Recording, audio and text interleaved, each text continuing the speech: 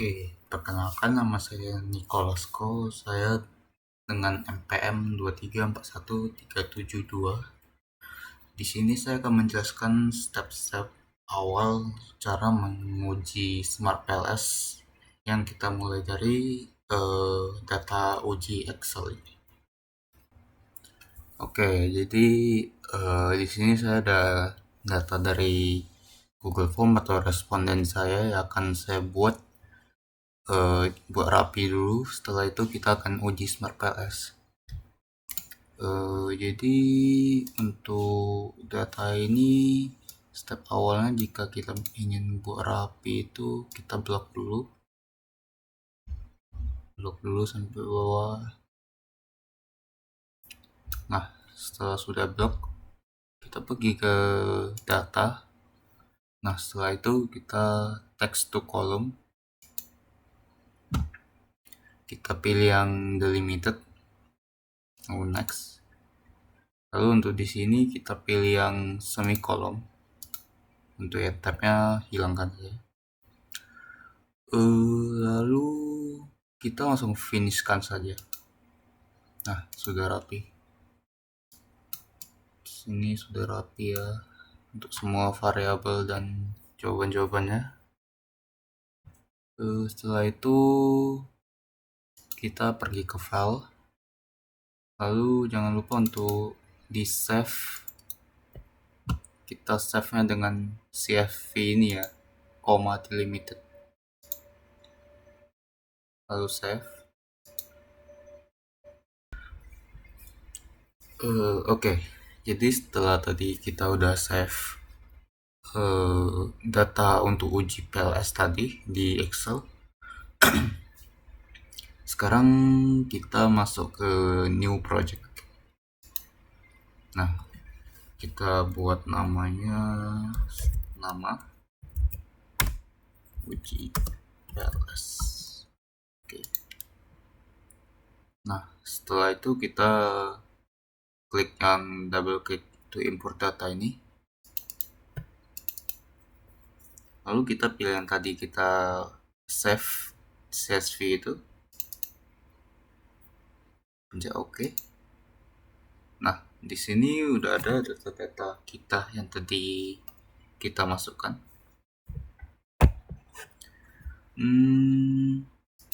Lalu setelah itu kita pencet ini yang uji PLS ini. Nah, di bawah ini sudah ada indikator yang kita masukkan yang uji PLS yang tadi kita save itu. Sekarang kita masukkan per variabel. Nah, kita taruh per variabel ya. Agak dikecilin biar nampak.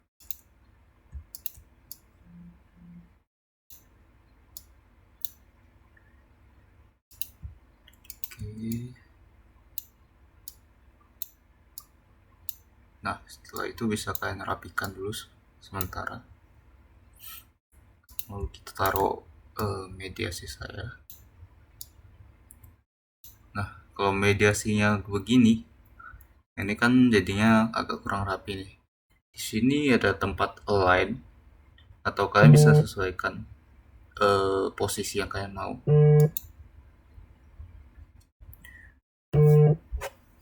Lalu kita masukkan yang satu lagi. Nah, di sini. Nah, kayak gini kan kurang rapi kan, kita taruh di bagian kanan saja. Nah, lalu udah begini kita kasih nama dulu, kita rename. Kita tadi variabelnya apa? PEO, perceive is of use. Nah, satu lagi ini apa ini? Perceive risk. Lalu selanjutnya itu perceive usefulness.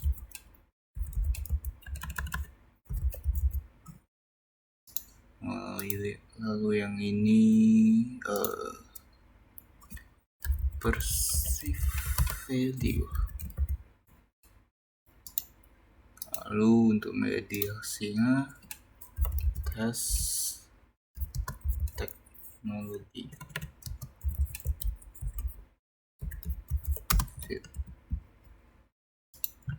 Terakhir kita ini purchase intention.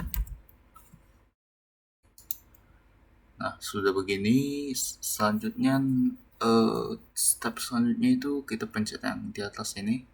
Sebelah latent variable ada connect.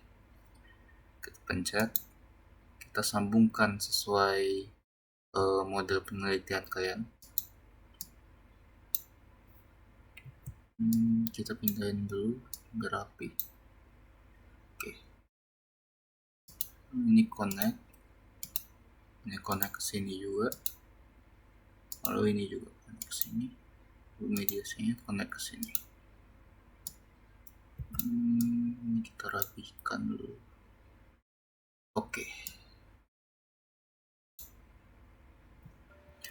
Oke guys, nah setelah udah siap, kita udah siap nih semuanya nih untuk kita sambungkan udah biru nih. Nah, kita bisa pencet kalkulator ini.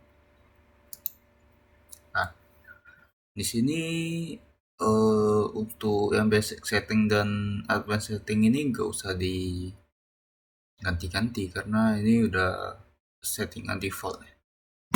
Kita bisa langsung start calculation aja. Nah, di sini udah keluar hasilnya LS algorithm ini. Lalu kita pertama awalnya itu kita pergi ke auto loading. Nah, di sini untuk hasilnya itu indikatornya akan dinyatakan valid apabila memiliki nilai outer loading di atas 0,70. Nah, untuk di sini semuanya hijau ya. Oh, ada merah. Nah, untuk kriterianya itu kan 0,70 tuh. Itu untuk 0,6 ini masih dapat diterima ya. Tapi untuk di bawah 0,60 itu sebaiknya dihapus. Nah, untuk selanjutnya kita akan mencari AVE atau Average Variance Extracted. Kita bisa ke quality criteria ini, lalu ke construct reliability dan validity. Lalu kita pergi sini AVE. Kita bisa lihat di matrix saja. Ini udah ada AVE-nya.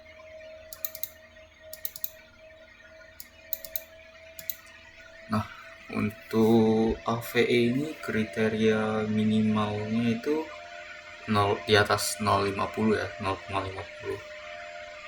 Konstruknya akan dinyatakan memenuhi confident validity apabila nilai average variance lebih besar daripada 0,50. Di sini di atas 0,50 semua ya, hijau semua untuk AVE. Lalu untuk selanjutnya kita akan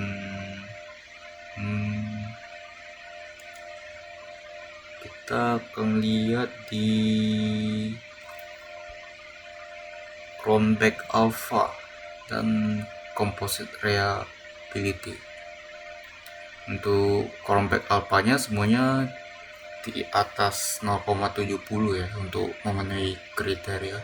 Dan untuk Composite Reliability-nya itu harus di atas 0,70. Di sini semuanya di atas 0,70. Lalu selanjutnya kita akan cari uji diskriminan atau oke. Nah, setelah kita udah jelasin average variant extracted atau AVE, lalu composite reliability, lalu Cronbach alpha. Nah, selanjutnya kita akan cari yang namanya uji diskriminan validity. Kita cari Vollner Laker. itu di sini ada di sini ya, discriminant validity.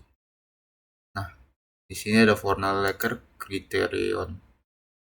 Untuk Vonnegut ini itu kriterianya harus di bawah 0,90 ya guys ya. Di sini kita lihat tak ada yang melewati dari 0,90, berarti lulus. Lalu selanjutnya kita akan cari namanya R square. Nah, untuk R square ini kriterianya itu harus di atas 0,75 ya. Kalau dia misalkan 0,25 itu bisa dibilang lemah ya. Kalau ini 0,4 berarti sedang. Lalu yang ini 0,6 bisa dibilang sedang juga. Lalu selanjutnya kita akan melakukan calculate bootstrapping. Tadi kan kita melakukannya yang calculate biasa. Dan kita melakukan calculate bootstrapping. Nah, ini udah settingan default ya, gak usah ganti lagi. Lalu kita bisa start calculation saja. Nah, udah di sini start calculationnya. Oh, sorry. Di sini tadi kita coba start calculationnya itu kita kasih 5.000. Oke. Sekarang di sini setelah model pengukurannya itu memenuhi syarat tadi, kita akan melakukan bootstrapping, yaitu untuk menguji hipotesis penelitian kita. Kita pergi ke path coefficient ini, kita perhatikan tes statistiknya. Itu kalau tes statistiknya itu di atas 1,96 itu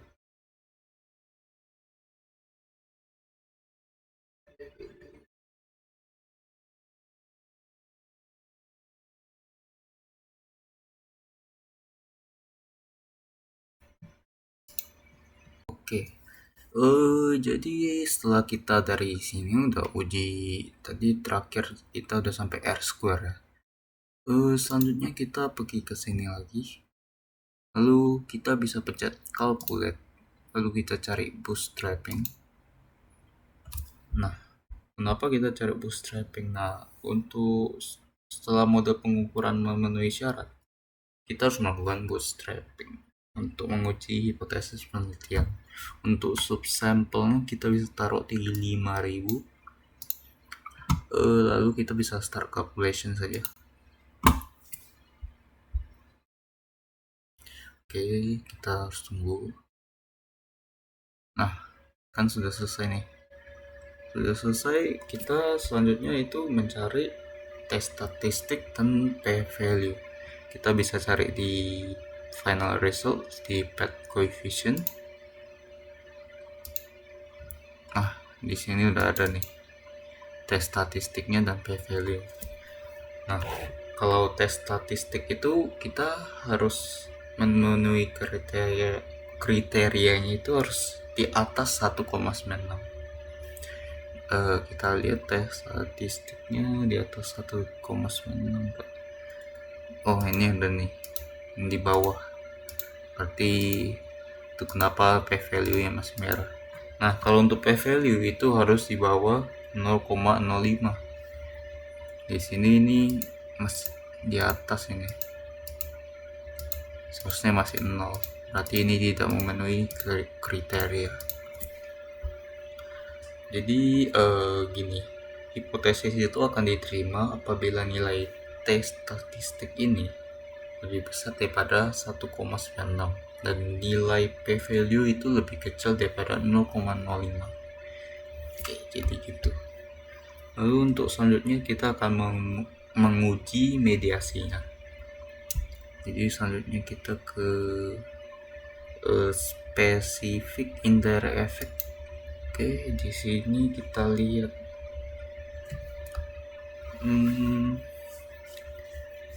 Jadi di sini kita lihat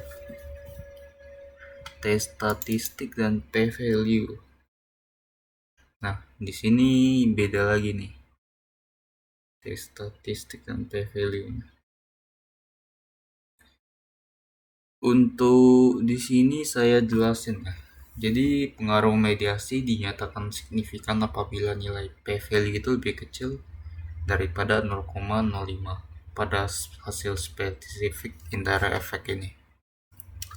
Jadi ini kan karena dia di atas 0,05 jadinya dia itu tidak signifikan.